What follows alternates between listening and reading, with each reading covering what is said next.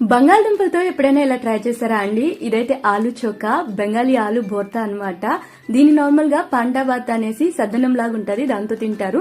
అలా కాకుండా ఇలా వేడి వేడి అన్నంలోకి చాలా మంచి కాంబినేషన్ అండి. టేస్ట్ భలే ఉంటది. సింపుల్ గా చేసేసుకోవచ్చు దీన్ని. పాన్ లోకి 1 టేబుల్ స్పూన్ ఆయిల్ వేసుకుని 3 ఎండుమిరపకాయలు వేసి ఎండుమిరపకాయలని క్రిస్పీగా ఫ్రై చేసి పక్కన పెట్టుకోవాలి.